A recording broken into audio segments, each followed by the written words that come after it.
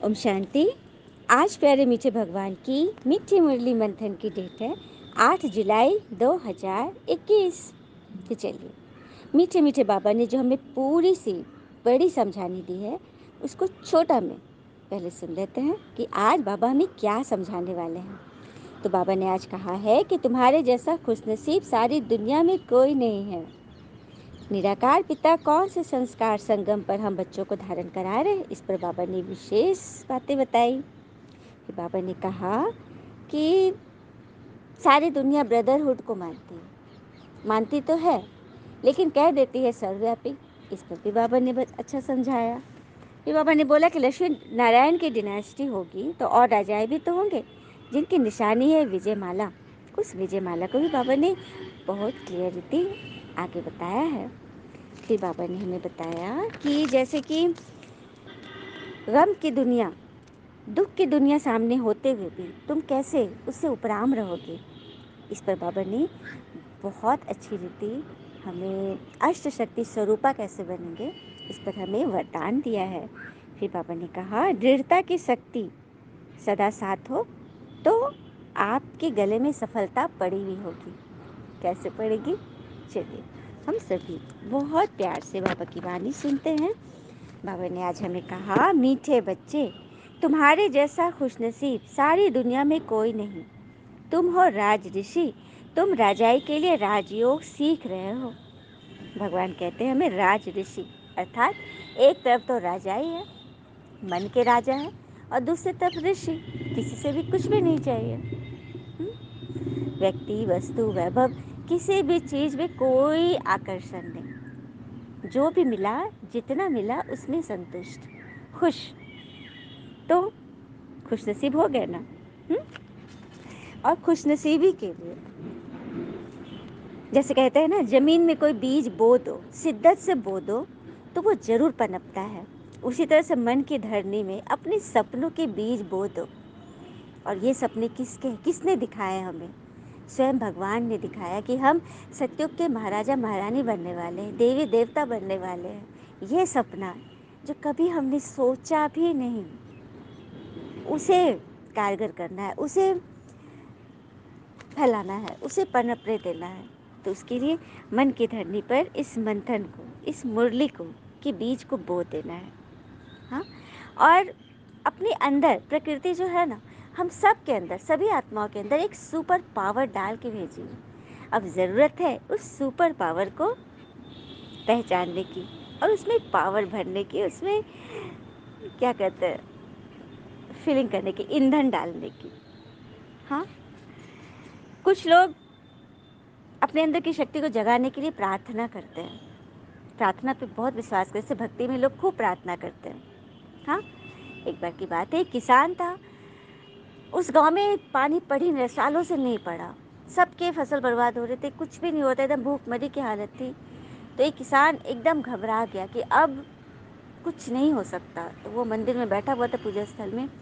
उसने अपनी पत्नी को बुलाया और कहा कि बच्चों को भी लेते आओ। 2 बच्चे थे, एक 9 साल के, एक 5 साल के। दोनों बच्चे बैठे हैं और किसान कह रहे थे कि चलो हम सभी मिलकर ईश्वर से प्रार्थना करते हैं कि बारिश हो जाए, हम जो बीज बोए हैं वो पनपे, वो फले फूले। तो सभी बैठकर प्रार्थना करने लगे। फिर प्रार्थना हो गया उनका। तो किसान, 4 बजे का समय था, वो फिर निकला अपना बाहर कुछ काम से। तो उसकी छोटी बच्ची दौड़ती हुई आई, पिताजी छाता ले लीजिए। पिताजी बोले छाता? अरे अभी शाम का समय, भी धूप थोड़ी है, सांझ होने वाली है, धूप तो ढल गया है। तो बच्ची बोलती है पिताजी, हमने अभी अभी प्रार्थना किया है ना कि बारिश हो जाए, तो अगर बारिश हो गई तो? किसान उस बच्ची का मुख देखता रह गया। कितना विश्वास था उसको अपनी प्रार्थना पर। हम सभी प्रार्थना करते हैं लेकिन विश्वास नहीं करते, बस ये समझते ना कि हमने तो बस शब्द कह दिए। हाँ, तो हमारी प्रार्थना महज एक शब्द बनकर न रह जाए, हम उस पर यकीन करें। यकीन करने के लिए मेहनत करनी है, जो हमें भगवान बैठ सिखा रहे हैं। प्रश्न है, निराकार पिता के कौन से संस्कार संगम पर तुम बच्चे धारण करते हो? तो बाबा कहते मेरे में ज्ञान के संस्कार है, क्योंकि ज्ञान का सागर तो एक भगवान ही है ना। तो भगवान ने कहा हमें ज्ञान सुनाए, पतित से पावन बना देते, इसीलिए तो उन्हें ज्ञान का सागर पतित पावन कहते हैं। तुम बच्चे भी नशे से कहते हो ना कि हमें स्वयं भगवान पढ़ाते हैं, हम उन्हें सुनकर ही तो दूसरों को सुनाते हैं, आप समान बनाते हैं। आज का गीत भी है, आखिर वह दिन आया आज जब भगवान मिल गए हमें। तो आत्मा गा रही है, तू साथ है तो डरने की क्या बात है, बाबा तू साथ है तो डरने की क्या बात है। When you're here, we have no fear. Oh my Baba, you are my girl.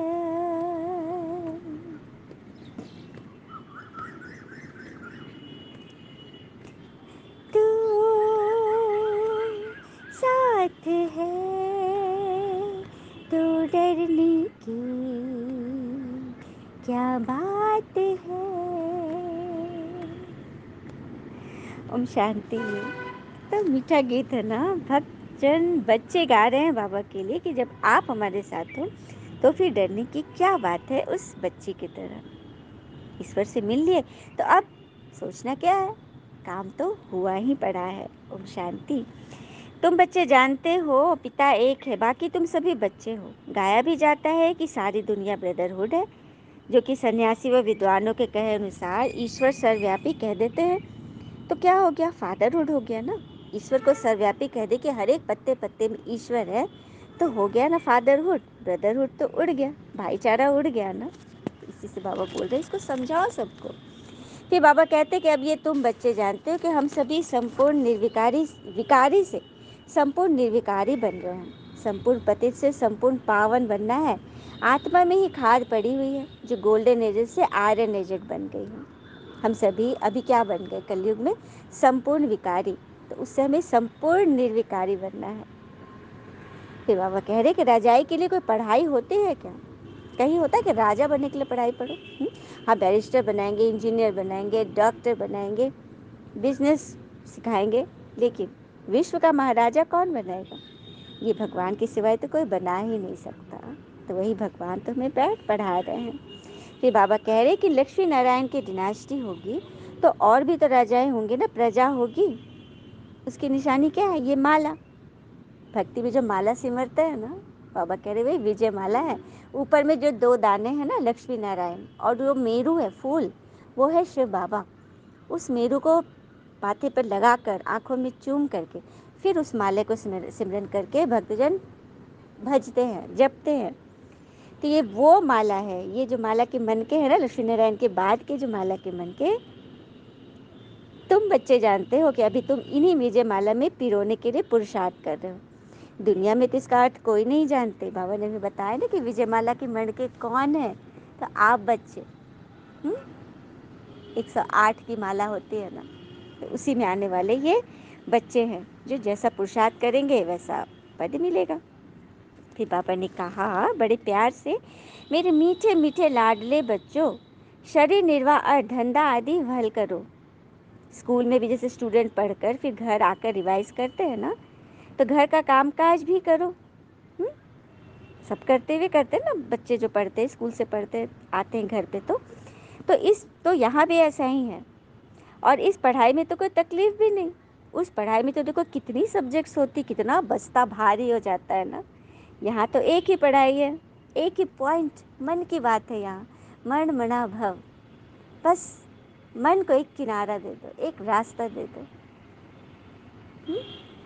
ईश्वर में लगा दो। अपने मन को उस शक्ति से जोड़ के रखो जो हमें सदा उच्च से उच्च बनाए। बाबा कहते हैं ना कि तुम मर्यादा पुरुषोत्तम हो। अच्छा, इस पर भी बात है। पांडव जब तक हस्तिनापुर में थे तो राजकुमार थे, हाँ, राजा के घर के थे, राजकुमार थे, लेकिन जब उनका अज्ञातवास हुआ, भयंकर समस्याएं आई उन पर, और तभी महाभारत के युद्ध में उन्होंने जीत पाया, तभी तो उन्हें राजाई मिली, तभी तो उनका नाम शान हुआ। उसी प्रकार राम जी अयोध्या के राजा थे, वनवास गए, तभी तो वो मर्यादा पुरुषोत्तम बने। मतलब उनकी गाथा तभी तो लिखी गई ना कि जिन्होंने इतने बड़े राक्षस का अंत किया, महावीरता दिखाई, तभी तो वो मर्यादा पुरुषोत्तम श्री राम बने। नहीं तो क्या रहते अयोध्या के राजा राम, है ना। तो ये बहुत बड़ी बात है, बस मन की पढ़ाई है, ऐसा बनना है, उसी के लिए तो बाबा हमें ये पढ़ाई पढ़ा रहे हैं। अच्छा, बाबा को हम बच्चे की तरफ से नमस्ते। धारणा के लिए मुख्य पॉइंट है, पहली, श्रीमत पर पूज्य बनना है। आत्मा में जो बुरे संस्कार आ गए हैं उसे ज्ञान योग से समाप्त करना है, संपूर्ण निर्विकारी बनना है। श्रीमत पर पूज्य बनने के लिए बस वही करना है, शिद्दत से अपने सपने के बीज को मन की धरनी में बो दो, पूज्य बनना ही है। और उसके लिए बस ये ज्ञान के पॉइंट्स को मन में धारण करो, जो भी अपने अंदर बुरे संस्कार आ गए उसे ज्ञान योग से समाप्त करो, तो संपूर्ण निर्विकारी बन जाएंगे। तो एक काम और करना है, चलती हुई गाड़ी से कूद जाओ। अब जैसे किसी की मंजिल कहीं और है और वो जा रहा है दूसरी ट्रेन में बैठ गया है, हाँ, उसे दिल्ली जाना है और वो चला गया है कश्मीर वाली ट्रेन में, श्रीनगर वाली ट्रेन में, तो क्या करेगा, वो बैठेगा, ट्रेन खींचेगा ना, वो गलत ट्रेन में आ गए। तो वही बात है, आप के मन में था कि हम क्या करें, कोई दिशा ही नहीं थी, किसी ने कुछ बोला, उधर बैठ गए। अब भगवान आ गए, भगवान हमें सही रास्ता दिखा रहे, तो चलती ट्रेन से इस तरफ आ जाओ, क्योंकि स्वयं भगवान जब हमें बता रहे हैं, सिखा रहे हैं, चला रहे हैं, जिसे दुनिया ढूंढ रही है वो खुद हमें ढूंढ करके हमें नई रास्ता बता रहा है, हमें देवी देवता के गुणों को धारण करने की विधि बता रहे हैं, तो उधर आ जाना है ना।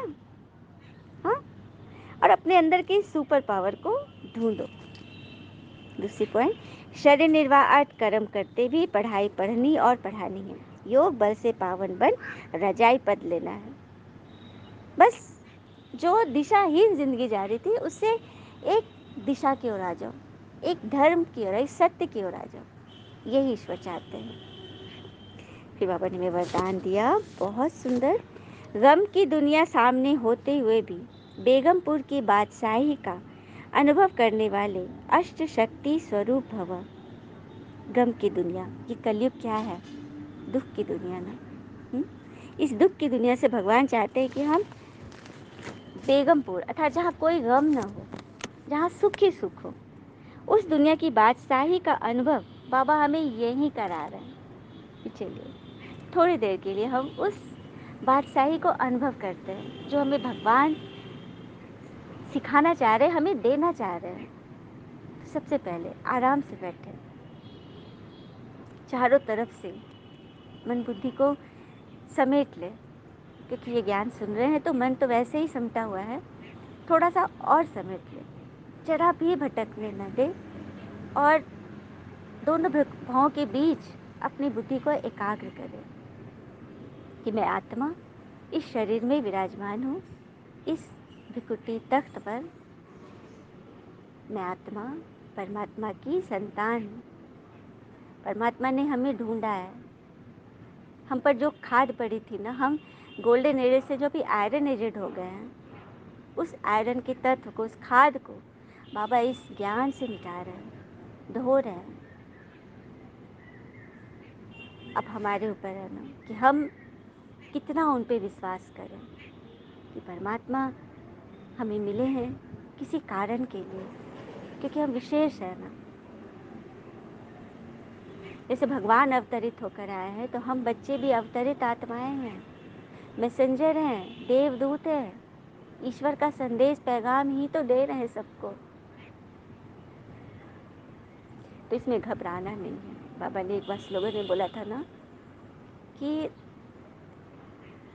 ज्ञान के डांस करने वाले बच्चे कभी माया संग आकर घबराने के डांस नहीं करते। मत घबराओ। दुनिया में इतिहास गवाह है, जितने भी लोग सत्य की राह पर, शांति की राह पर चले हैं, उनके साथ बहुत बाधाएं आई हैं। अशांति के बहुत सारे तत्व मतलब उनके सामने आएंगे, लेकिन आपने ईश्वर का हाथ पकड़ा है तो आप मत छोड़ना।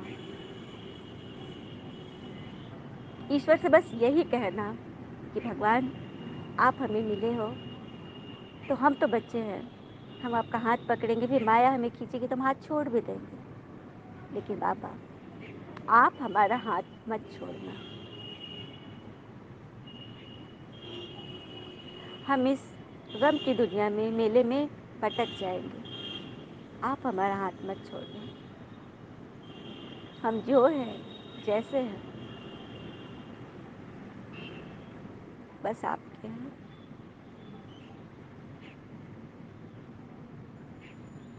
अपनी प्रार्थना में विश्वास का रंग भरिए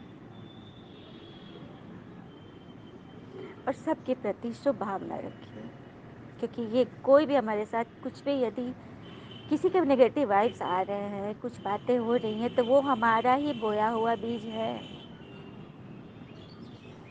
जो भी फल रूप में हमारे सामने है। इसे एक चैलेंज समझकर स्वीकार कीजिए और ये विश्वास रखिए कि ईश्वर ने हमारा हाथ पकड़ा हुआ है। हम गिरेंगे नहीं, चाहे लाख तूफान आए, घबराएंगे नहीं।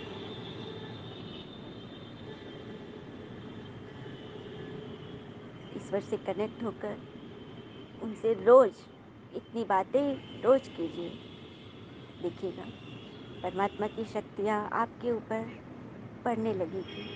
जैसे मूसलाधार बारिश होती है ना, तो किस तरह से पूरा पूरा रोड मतलब आंगन सब भीग जाता है, भर जाता है, पानी भर जाता है उसमें। उस तरह से जब हम ईश्वर के छत्र छाया में एकदम निर्विघ्न होकर खड़े हो जाते हैं,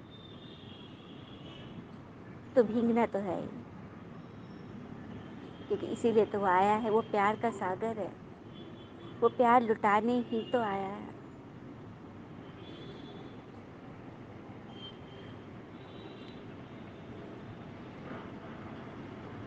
तो पापा बोल रहे, गम की दुनिया सामने होते हुए भी बेगमपुर की बादशाही का अनुभव करने वाले अष्ट शक्ति स्वरूप भव।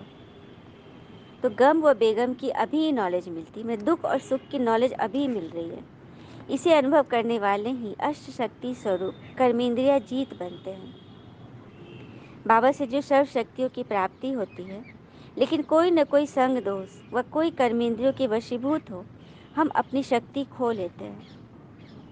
जो बेगमपुर का नशा व खुशी प्राप्त है, वह स्वतः ही खो जाती है, तो बादशाह भी कंगाल हो जाता है। यदि बादशाह सही तरीके से अपने खजाने को खर्च न करे, 1 पैसा की जगह उसे 10 पैसे को का सौदा न करे, मतलब उसको बढ़ाने के उपाय न करे, तो सब खाली हो जाएगा ना।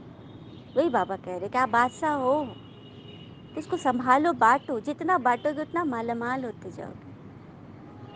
अपनी शक्तियों को मत खो संग दोष में या अपनी कर्मेंद्रियों के वशीभूत होकर, मत डुबाओ उसको, तभी तो हम अष्ट शक्ति स्वरूप बनेंगे। स्लोगन, दृढ़ता की शक्ति सदा साथ हो तो सफलता गले का हार है। दृढ़ता की शक्ति, अपने अंदर ये पावर दृढ़ करें कि हम जो हैं, जैसे हैं, सच्चे हैं, ईश्वर के बच्चे हैं। हाँ, गलतियाँ होती हैं, उसे स्वीकार करें और उसमें सुधार करें, इसमें दृढ़ता लाएं। किसी में भी कमी कमजोरी न देखें, नहीं तो सब कुछ होते हुए भी, बारिश होते हुए भी हम भीग नहीं सकेंगे, सूखे के सूखे रह जाएंगे। असफलता तो सभी को चाहिए ना। कहते हैं ना, हर प्रयत्न में सफलता शायद न मिल पाए, लेकिन हर सफलता का कारण प्रयत्न ही होता है। अच्छा, ओम शांति। शुक्रिया मीठे बाबा, वो बाबा के प्यारे प्यारे बच्चे। थैंक यू बाबा। All is well always. ओम शांति।